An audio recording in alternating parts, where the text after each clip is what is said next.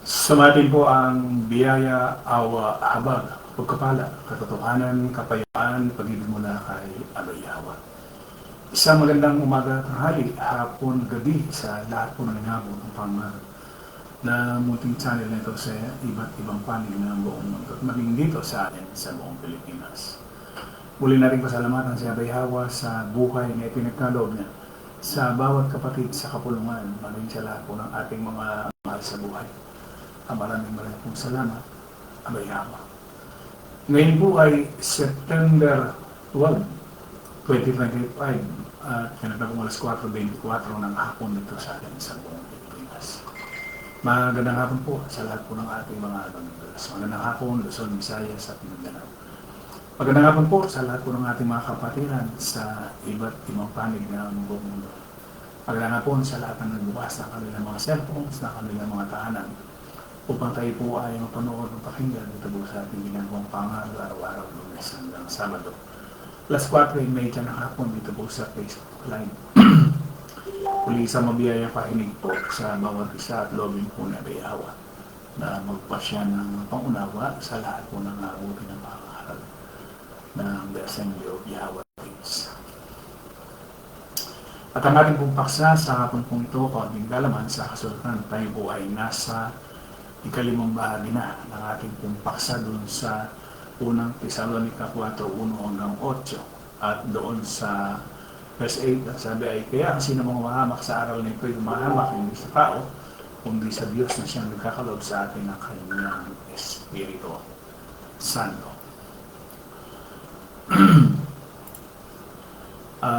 Muli natin masalamatan si Abay Yawa sa buhay na ibinahagi pa niya sa atin, sa ating mga kapatid sa kapulungan, sa lahat po ng ating mga kamag-anak, mahal sa buhay, magulang, asawa, kapatid, anak, apo.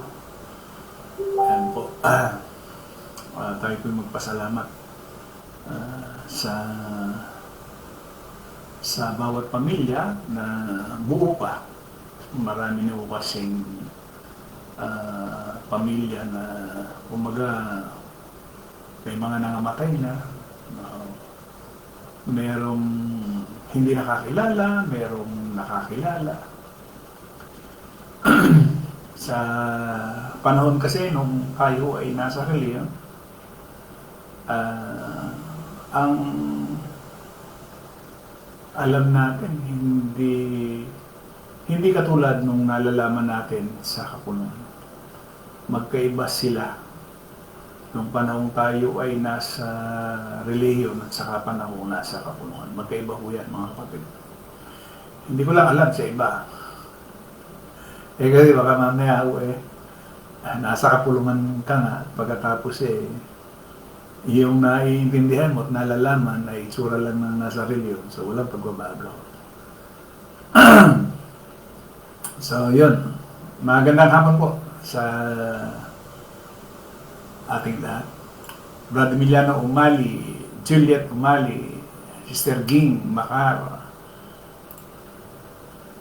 Joel Suela, Carlo Roll, Sister Shirley Raderisa, Rosly Bandojo, Brad Jesse Juarez, Sister Lauren Paulan Fernandez,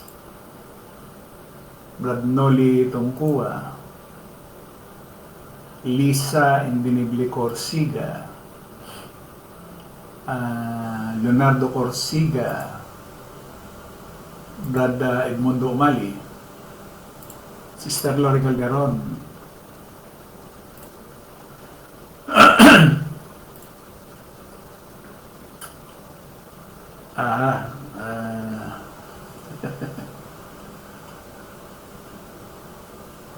ayan.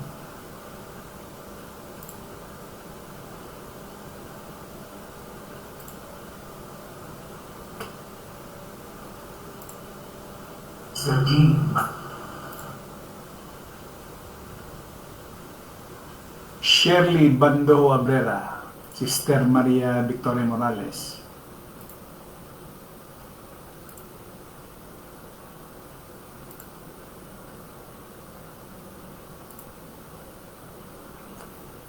Sister Chris de la Cruz Kim, magandang hapon. Alas 4:29 na po ang ating oras. Brad Rodelio na ba? Magandang gabi na sa iyo. Gawal Jeloy Prince.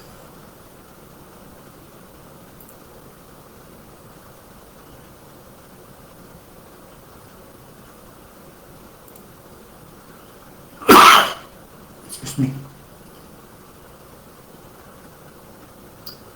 Alas 4:29 na. So ang ating hong paksa ay unang Tesalonica 4:1 hanggang 8. Ang tinalakay natin ay unang Tesalonica 4:1, 2, 3. Ito ngayon ay yung 4. Na ang bawat isa sa inyo'y sino tinutukoy? Siyempre yung mga kapatid sa kapulungan. Makaalam na maging mapagpigil sa kanyang sariling katawan sa pagpapakabanal at kapurihan. So, dapat ho, alas 4:30 na.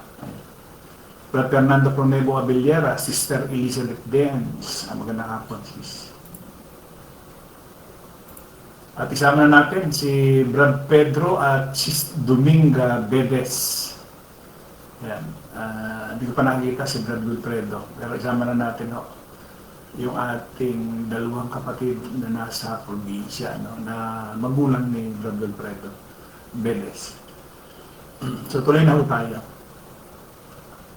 Ulitin ko yung ating doon sa unang Tesalonica 4 na ang bawat isa sa inyo'y pertaining doon sa mga kapatid makaalam na maging mapagpigil sa kanyang sariling katawan sa pagpapakabanal at kapurihan. Ito yung hindi natin makita kailanman sa mga nasa reliyon, yung salitang pagpapakabanal. Kahapon, habang ako'y nanonood dun sa isang video ng isang relihiyon, bawat relihiyon kasi meron silang, kung tawagin ho ay pagmiministro, o ibig sabihin mga nag-aaral sa pagiging ministro. So pinakita ko dun sa video na napakaraming mga ministro na mga manggagawa, dami. Libo yata ho yung naglalakad na yun na puro mga nakaputing puting na long sleeve tapos nakaitim na pants. Kung sa panglaman na diwa, nakakahanga biro mo ang dami nito. Yung kumukuha kasi nasa sasakyan habang kinukunan niya ang magmula doon sa hanggang doon sa unahan. Ang dami. Sa loob-loob ko, ang daming naging ministro na magkakalat na naman ng kasinungalingan. Sabi ko, nakakapanlumo. Hindi lamang mo yun, hindi lamang isang reliyon yun. Siyempre, may mga Muslim din dyan. Meron din mga Katoliko na nagpapaaral din tungkol dun sa pagiging pare. Yung mga obispo na yan, sa mga born again, sa mga Baptist. Siyempre, nag-graduate to yan. Nakakapang lumo doon, yung mga founder nitong mga reliyon na ito, wala itong nasa unang Tesalonica 4. Wala. Kasi sabi niya, dapat maging banal at marangal ang pakikitungo ng bawat isa sa kanyang asawa, na ang bawat isa sa inyo'y makaalam na maging mapagpigil sa kanyang sariling katawan sa pagpapakabanal at kapurihan. So nakita ko na ang dami na namang pero mo, bawat isang pastor o ministro o isang obispo na makakahikayat ng mga tao doon sa kanilang reliyon. So dagdag na naman doon sa kanilang reliyon. Kino nakakapanlumo. Sabagay, wala ko tayong magagawa at si Abay Hawa rin naman ang may gawa ko noon. Kaya lang, ipinakikita natin dito sa kapulungan na yung ipinakikita niya na talagang dapat ang isang nasa kapulungan maging banal yung pagpapakabanal doon. Kasi kung hindi rin lamang magiging banal ang nasa kapulungan, wala ka na rin pinagkaiba sa mga taong makasanlibutan, taong makamundo. No? Sapagkat ito ang kalooban ng Diyos ang inyong pagpapakabanal. At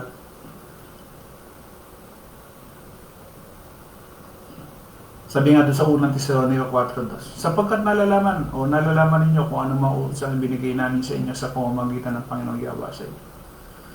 Di ba? So ano yung kalooban ni Abay Hawa? Yung pagpapakabanal. Nilinaw ni Pablo kung ano ang kalooban ni Abay Hawa para sa ating mga nasa kapulungan. Ang ideya sa likod ng pagpapakabanal ay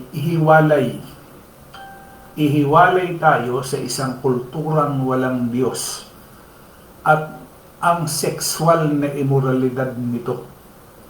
Kung ang ating sexual na pag-uugali ay hindi naiiba sa mga hintil, pagano na hindi nakakilala kay Abay Hawa, kung gayon, hindi tayo pinabanal. Hindi tayo ibinukod sa paraang nais ni Abay Hawa na maging tayo. Kaya nga may pagbubukod. Aliwa-liwanag ko kinakailangan may pagbubukod. Kasi kung hindi ho tayo magiging banal, hindi rin tayo naiba doon sa mga pagano, hintil, yung dating kinalagyan natin. Kaya nga, di ba sabi mo nga, natatawa ko or napapangiti pagka sasabihin natin na nasa kapulungan tayo sa napakaraming panahon, pagkatapos wala rin palang pagbabago. Ano yun? Nasaan yung pagbubukod? Nasaan yung sinasabi niya na dapat maiba tayo? Di ba? Dapat maiba eh. Anong sabi ko dito sa 6:19 na Roma? Nagsasalita ako ayon sa kaugalian ng mga tao dahil sa karupukan ng inyong laman, sapagkat kung paanong inyong inihandog ang inyong mga sangkap ng katawan na pinakaalipin ng karumihan at ng lalong kasamaan. Noong panahon na tayo ay naandun sa pagiging hintil pagano. Ang sabi niya, gayon din, ihandog ninyo ngayon ang inyong mga sangkap na pinakaalipin ng katuwiran sa ikababanal. Kasi kung wala ho yung kabanalan, yung pinakikita ho natin na mga relihiyon, ang dami na naman, ang daming mga ministro, ang daming nagkikreate sila ng mga ministro, mga pastor, ministro, pastor, obispo, pari, imam, yung mga magtuturo. Anong ituturo nito mga relihiyon nito? Pawang kasinungaling. Sa kanila, baliwala yung salitang pagpapakabanal eh. Wala, baliwala. Di ba, marami tayong nabalitaan na founder ng rape ng kapwa niya lalaki. Yung isa naman ay yung mga kabataang babae ginagawa, minumolestya. Mga founder ho ito, mga founder. Sila yung nagtayo ng kanilang mga relihiyon. Meron ding founder na nanggahasa. Hindi ba? Paano mo i-reconcile ngayon yung salitang kabanalan samantalang yung mga founder nila ay naakusahan ng rape, ng molestya ng kapwa lalaki, ng molestya ng kanilang miyembrong babae. Diba? Kaya sinasabi nga ho dyan, sabi niya, na ang bawat isa inyo makaalam na maging mapagpigil sa kanyang sariling katawan sa pagpapakabanal at kapurihan. Paano yun? Hanggang sa inabot na ng kamatayan.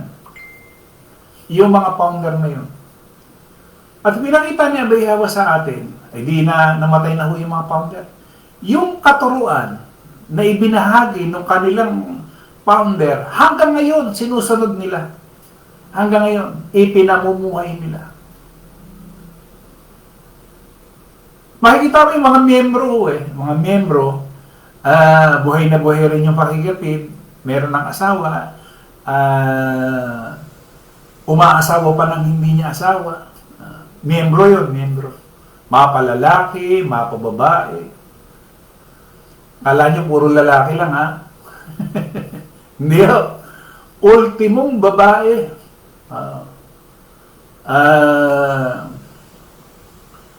May pangyayari ho yan. Totoong istorya. Isang babae doon sa kanilang relihiyon, hindi alam noong lalaki na merong inaasawa pa yung kanyang inaasawang babae. Relihiyon yun. Kaya akala nung marami, lalaki lang ang nakikita. Hindi pati babae. Akala natin sa pelikula lang nangyayari. Hindi totoo. Bakit? Bakit, Brad? Kasi yung nasa laman. Ang isang taong nasa laman, hindi niya kayang pigilin yung kanyang sarili pagdating doon sa sexual na immoralidad.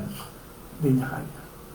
Maliban, magkaroon ka ng banal na espiritu. Doon titigil na yung pagnanasa. Matitigil. Kaya nakita ko natin na walang tigil pala ang mga taong nasa laman doon sa sexual na pagnanasa. Kahit may edad na yan, nasa laman kasi. Pero pagka ikaw, meron ka ng banal na espiritu, titigil. Titigil yan, at ang mangyayari ngayon, yung pagpapakabanal mo na. Bakit? Kasi sabi doon sa Roma 12:1, kaya nga mga kapatid, ipinamamanig ko sa inyo alang-alang sa mga kahabagan ng Diyos na inyong iharap ang inyong mga katawan na isang haing buhay, banal na kaayaya sa Diyos na siya ninyong katampatang pagsamba. Okay lang sa isang mag-asawa. Parehong mananampalataya, yung pagsisiping, wala namang problema eh. Pero yung sinasabi mong nasa kapulungan ka at pagkatapos, meron kang sinisipingan na hindi mo asawa, may pagpapakabanal ba ron? Wala.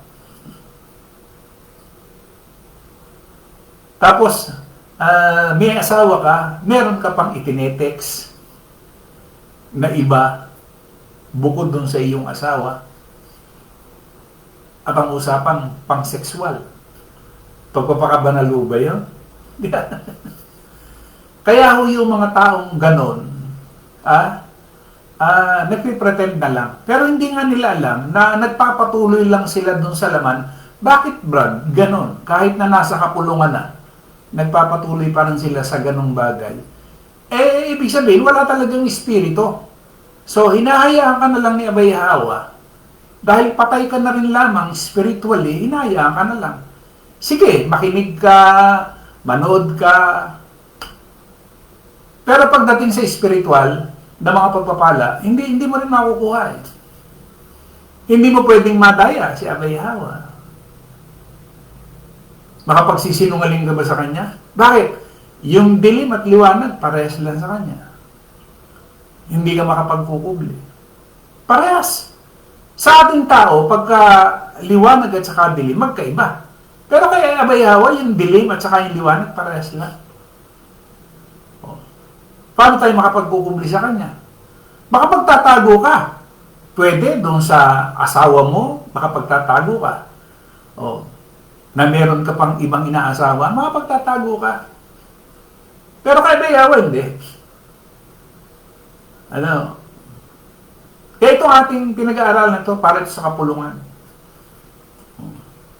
Ano sabi ni Pablo?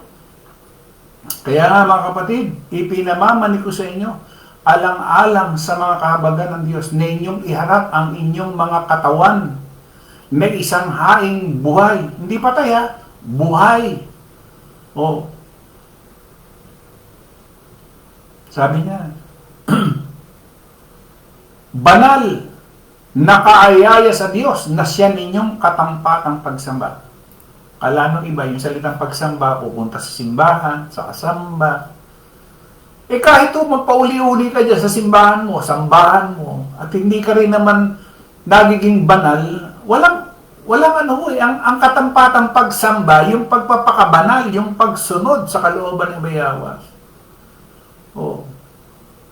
pinakikita nga sa atin yung comparison ng reliyon at saka dun sa kapulungan. Di ba?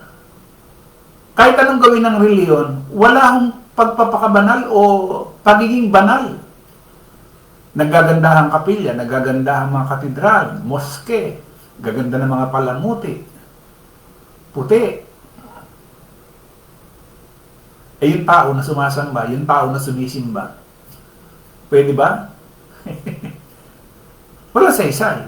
Kahit na anong ganda niyan, kahit yan yung milyon ng halaga, wala saysay. Sa paningin lang ng tao, maganda. Yun nga, sinasabi ko sa inyo, ang haba ng pila eh. Habang naglalakad yung mga ministro, nanlumo ko. Bakit? Ang dami na namang kasinungalingang ikakalat nila. Ang dami nagkakalat ng kasinungalingan. Di ba? Lahat ng pastor at ministro at pare ng mga reliyon, ano ba, kinakalat ng mga yan? Hindi ba kasinungalingan? Kasi ni isang aral niya Bayabo, wala. Kaya nga, marami magagalit sa atin sa ginagawa natin. Anong magagawa natin? Ang ikinakalat natin, yung katotohanan, yung mabuting balita. Siyempre, may masasagasaan dyan. Brother Delanaba, Bro Eman, focus po sila sa pagpaparami ng membro. Totoo yun, lahat ng reliyon, focus sila. Sa atin, iba, focus tayo dun sa pagpapakabanal. Kasi maikli lang yung buhay natin maikli lang yung panahon na ilalagay natin dito at pagkatapos. Kaya nga yung ginagawa natin, saan ka ba naging abala? Baka mamaya, yung pagiging abala mo katulad din ng mga nasa reliyon. Katulad din ng mga hindi kumikilala doon sa mga kumikilala kay Abayawa. Yung pagiging abala mo. Hindi katulad nung naging abala ka spiritually. Mas lamang yung pagiging abala mo sa pagpapalaganap ng mabuting balita, pagpapalaganap ng kapayapaan. Kung mas lamang, mapalad tayo. Bakit? Siyempre, pero mo, nasusunod natin yung kalooban ni Abayawa. Di ba? Unang Korinto 6:15, di ba ganun yung nalalaman na ang inyong mga katawan ay mga sangkap ni Kristo? Kukunin ko nga baga ang mga sangkap ni Kristo, gagawin kong mga sangkap ng isang patutot, huwag nawang mangyari. Ano yung patutot? Yung mga binabayaran, sa mga kalalakihan, alam naman natin, yung mga kasing edad ko, mas bata sa akin, o mas matanda sa akin. Sila ho yung bayarang babae. Na minsan may asawa ka na, naghahanap ka pa, pakita niyo ba yung gawa ng laman kung papaano? May asawa na. Dapat masiyahan ka na dahil may asawa ka na Hindi talagang yung laman, ibang klase. Di ba? Si Solomon ba? Ano ba ang ginawa ni Solomon? Daming asawa, no? Ganon din doon sa founder ng mga Muslim. Founder ng Muslim. Ilan ba naging asawa, no? Yan yung laman. Hindi kayang pigilan ng isang tao yung kanyang sarili hanggat wala yung banal na espiritu. Hindi kaya.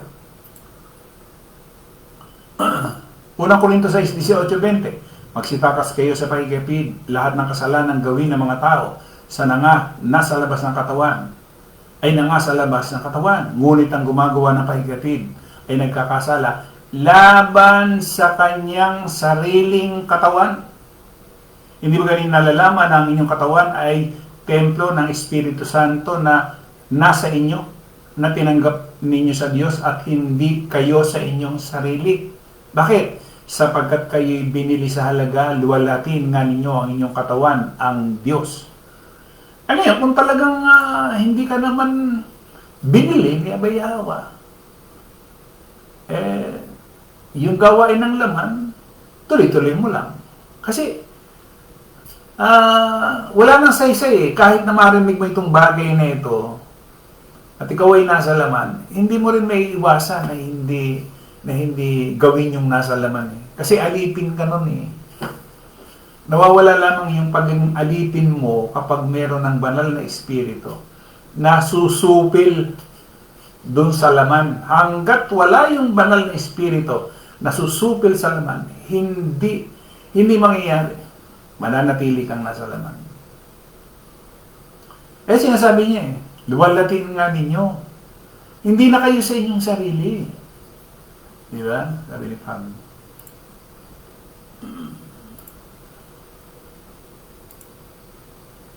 Sabi dun sa pangalawang Timoteo 2:20-21, sa isang malaking bahay, may kasangkapang yari sa ginto at pilak, at meron ding yari sa kahoy at putik.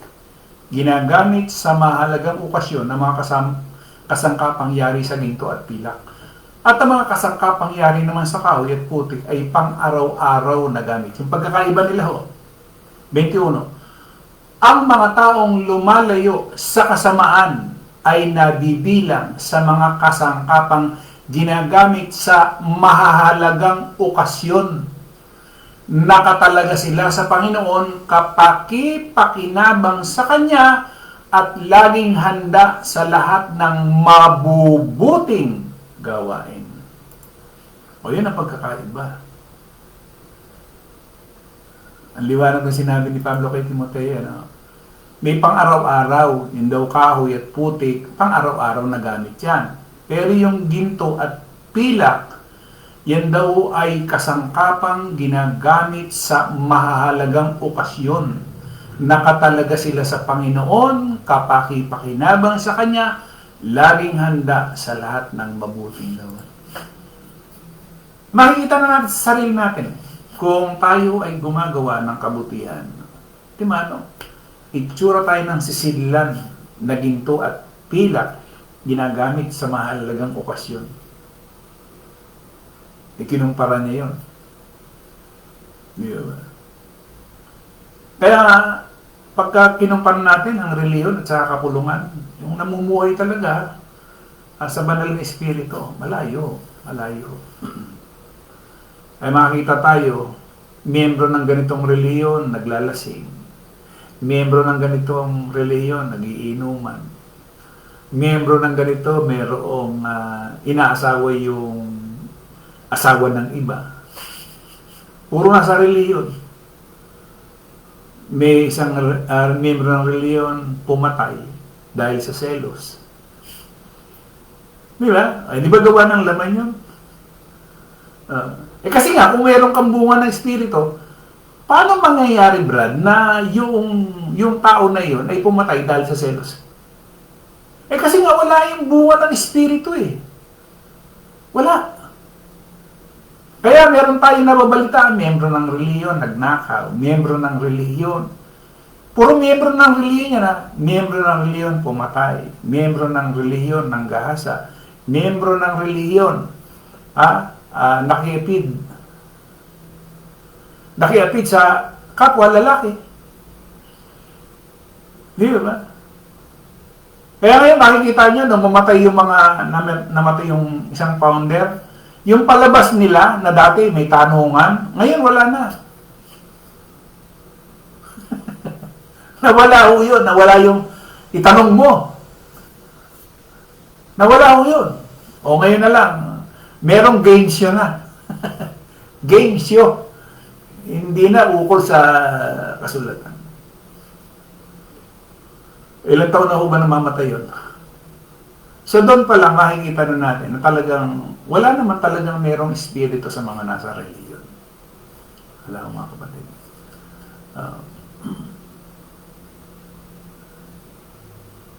Rin, Una Pedro 3:7, FSB, sa gayunding paraan, kayong mga lalaki, unawain ninyo at pakitungo ng may paggalang ang inyong asawa, tulad sa mas mahinang kasangkapan. Sila inyong kapwa tagapagmana na kaloob ng walang hanggang buhay. Gawin ninyo ito at walang magiging sagabal sa inyong mga panalangin. Unang Tesalonica 4:4, bawat isa sa inyo'y matutong makipagrelasyon sa kanyang asawa sa paraang banal at marangal. Ang Biblia Tagalog 1978 na ang bawat isa sa inyo'y makaalam na maging mapagpigil sa kanyang sariling katawan sa pagpapakabanal at kapurihan. Di ba? 13:4 ng Hebreo. Kilalanin ang dangal ng pag-asawa at huwag dungisan ang pagsasama sapagkat parurusahan ng Diyos sa mga mapakiapin at mga mangangalim niya. O, di ba? ASND, dapat niyong pahalagahan ang pag-aasawa at dapat niyong iwasan ang pangangalo niya. Bakit? Sapagkat hahatulan ng Diyos sa mga nangangalo niya at ang mga imulan. So hindi ka rin makakatikim ng buhay na walang ganun. Tsaka ngayon pa lamang sa panahon na ikaw ay buhay, wala ka rin kapayapaan. Magulo yung buhay. Akala nila, ang mga reliyon, mayaman, tuwing may pagtitipon, at sagana sa pera. Hindi nila alam na yung kayamanan na yun ang naging bunga ng kalungkutan din nila. Bakit? Bakit, Ron? Siyempre, magiging malungkot ka. Hindi naman hindi naman nakapagpapagalak yung kayamanan. Hindi naman nakakapagbigay ng kapayapaan yung kayamanan. Di ba? Hindi naman nakapagbibigay ng pag-ibig yung pera o yung kayamanan. Alin nakapagbibigay ng kapayapaan? Abungan ng Espiritu. Kaya kahit ang pera mo, panapanama lang, at nasa iyong bunga ng Espiritu, daig mo yung mga milyonaryo, bilyonaryo. O kikita ninyo yung mga bilyonaryo ngayon na nasa highlight ngayon ng Kongreso, Senado. O masasakit na ulo ng mga yan. O marami silang pera, maraming magagarang sasakyan, maraming magagandang bahay, pero masakit na ulo. Hinahanap nila yung salitang pag-ibig, kapayapaan, kagalakan, hindi na makikita yun. Wala.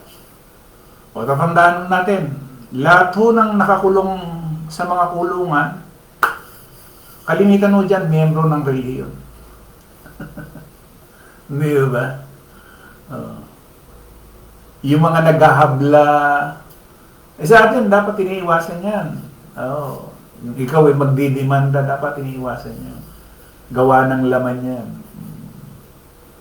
Hindi ba? Para walang sakit ng ulo, para payapa. Kahit konti lang ang ating pera, pinagkakalooban tayo ni Abayawa na mamuhay. Di ba? Sabi nga ho, may kagalakan, may kapayapaan. Sapat na yun. May kakontentuhan, sapat na yun. Nakatutulong tayo doon sa gawain. Di ba? Di ba napakalaking kagalakan na yan? Brad Rodel na ba? Bro Eman, bakit po si Solomon, bagamat pinili ni Abayawa at binigyan ng karunungan at mga karangyan? At anak ni David na tunay na naglingkod kay Abayawa, dumating pa sa kanya, buhay na tumalikod. Ito po'y kalooban ni Abayawa at ibig sabihin, o kahit na pinili ka at may pagkakataon na hindi maligtas tulad ni Solomon para po sa kaalaman po ng bawat isa sa mga nakikinig sa lamang. Malimit natin sinasabi yan eh. Kaya nga diba sabi mo nga, hindi naman lahat ng nasa kapulungan maliligtas. Saan? Sa kasalanan. Si Solomon, hindi naligtas sa kasalanan. Ang dami niyang isinulat, pinagkalooban siya ng karunungan, kaalaman. Pero doon sa ipinagkaloob niya, hindi naman niya ipinamuhay eh. Ang dami niyang nilabag doon sa sinabi niya at sinabi. Kasi sa isang mangangaral talaga, hindi ibig sabihin na binigyan ka ni Abayawa ng karunungan bilang isang nangangaral. Ba dapat yung ipinangangaral mo, dapat ipamuhay mo. Kasi kung hindi mo ipamumuhay, magagaya ka lang kay Solomon. Di ba? Oo. Magagaya ka lang kay Judas. Magagaya ka lang kay Ananias at kay Sapphira. At sa napakarami pa. Kaya yung mga nangyari, yung mga halimbawa, yan, ibinibigay sa atin para wag na natin silang tularan. Pero kung tutularan natin sila, ganon din ang mangyayari. Ganon din ang kahihinat na ng buhay natin. Dito pa lang sa buhay na ito, dapat maranasan mo na yung sinasabi niyang pag-ibig, kagalakan, kapayapaan, pagpapahinahon, dapat dito. Maranasan mo. Kailan mo gusto maranasan yon? Yung bunga ng Espiritu, kailan? Pag nasa kabilang buhay na. Hindi ba? Isinulat ni Pablo yan, yung Galacia na yan, Di ba buhay pa siya dyan? O, ito ang bunga ng Espiritu. O, di kinakailangan maranasan pala natin. Ngayon, kung hindi natin nararanasan yan, ibig sabihin lamang, namumuhay pa rin tayo sa laman. At, namumuhay tayo sa kautusan. Kasi yung may bunga na ng Espiritu, wala na kautusan eh. Bakit wala na kautusan, Brad?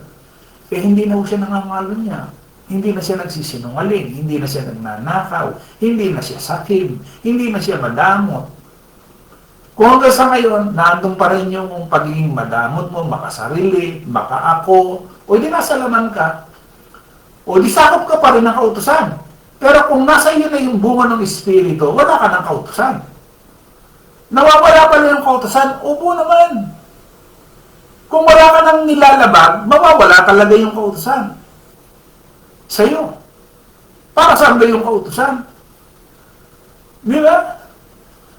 So, pag wala ng kautusan, ibig sabihin lamang nun ay nasa iyo yung bunga ng Espiritu. Brother Delo na ba? Si Solomon po ba nagkaroon ng Espiritu? Oo naman. Alam niyo kung bakit? Kasi hindi mangyayari na ibahagi ni Abayawa yung karunungan kung walang Espiritu. Kasi ang banal na Espiritu, binabahagi yan. Pwede rin kunin. Na katulad nung ginawa niya kay Saul. Yung nagsusumamo na si David na huwag niyang kunin yung Espiritu. Kasi once na inalis na ni Abayawa yung Espiritu na nasa iyo, mahirap na. Di ba? Kaya, talaga nagkaroon ng Espiritu. Bakit? Ay, meron mo naman, sumulat ka ng mga kawikaan. Di ba? Hindi, sa isang walang Espiritu, hindi mo basta may susulat yan. Di ba? Si Pablo, yung 14 na aklat, kung walang Espiritu si Pablo, hindi niya maisusulat yan. Si Mateo, si Marcos, si Lucas, si Juan, walang makapagsusulat ng mga aklat na yan kung walang Espiritu.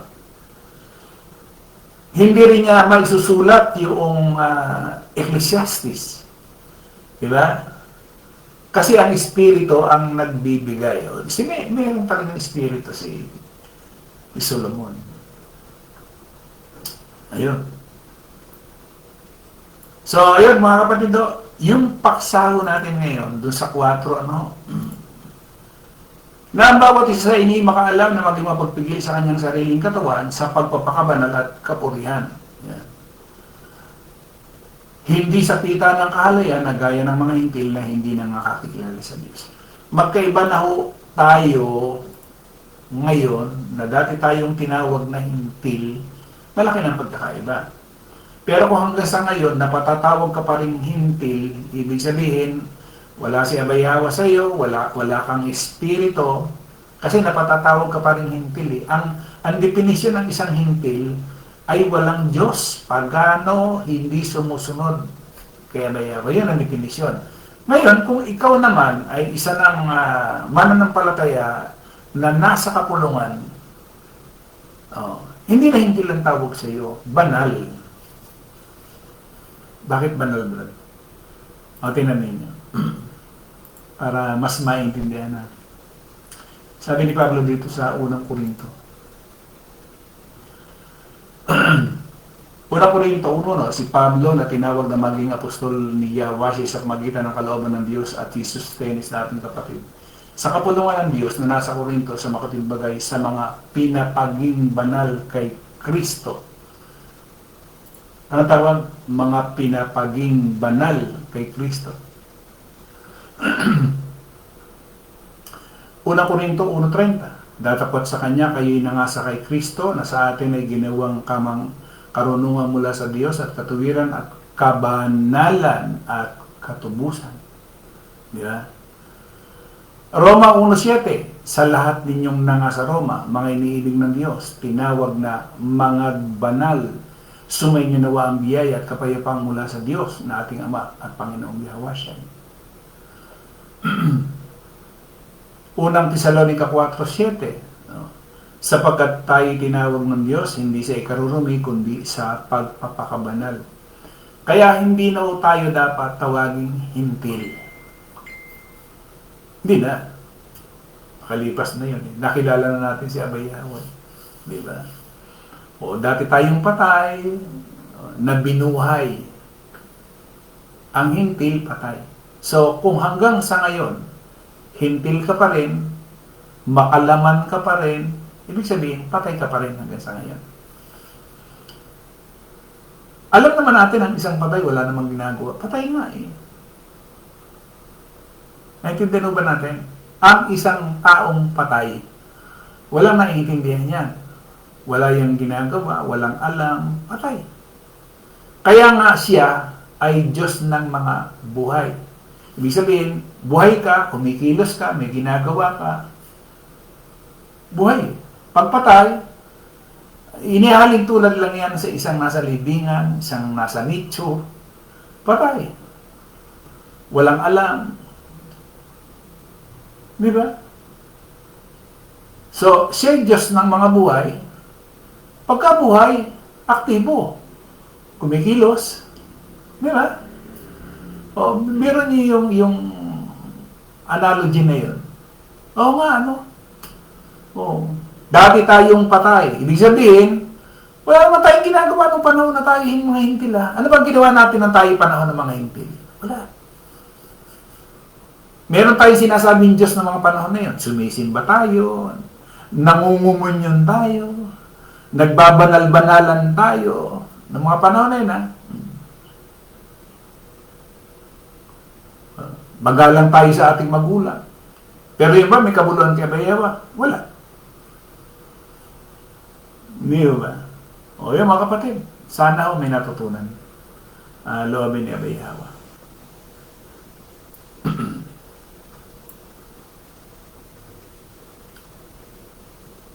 Ayun. God will pray to Betes. Magandang hapon. Rosana Rose.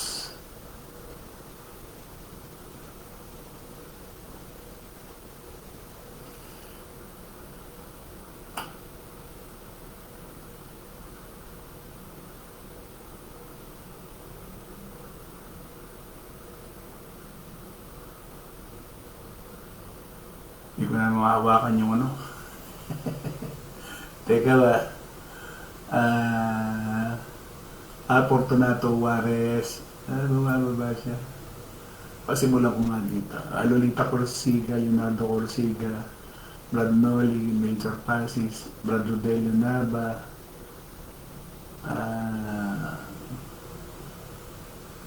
Shirley Bandoho, Sister Chris Junker, magandang hapon. Sister Lori Calderon,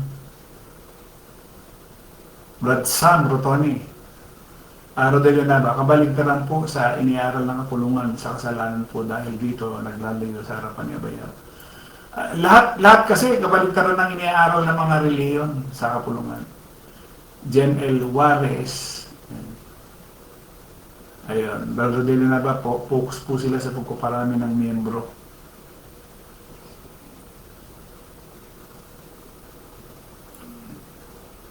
Janmer Corsiga, Sister Cristina Juarez. Ayun na. Bumababa na siya. Sige. Loobin ni Abay Yahweh na bukas ituloy po natin.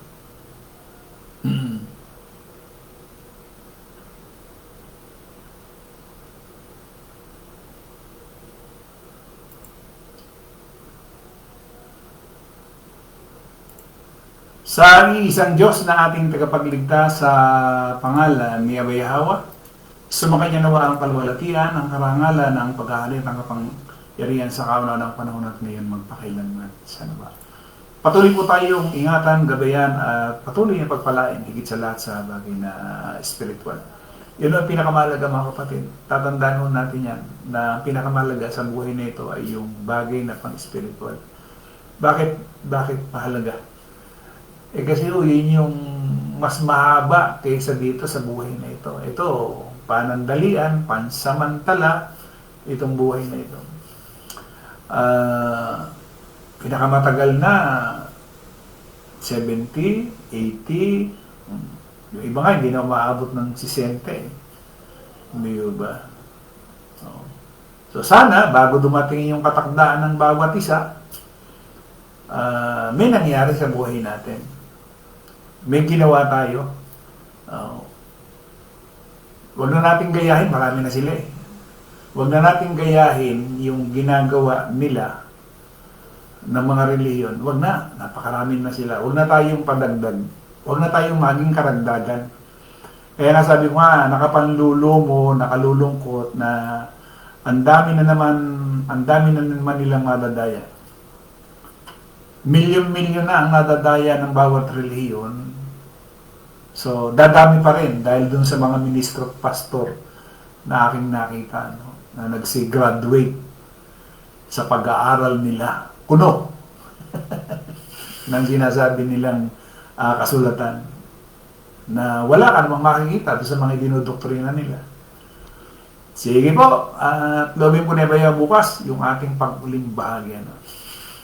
Muli, maraming salamat sa lahat po ng ating mga viewers, sa lahat po ng ating mga kapatiran sa iba't ibang panig ng buong mundo. Ano bang oras sa inyo dyan, no? Laging patnubay ni Abayhawa ang siyang sumating lahat. Muli, maraming salamat. Isang magandang hapon po sa ating lahat.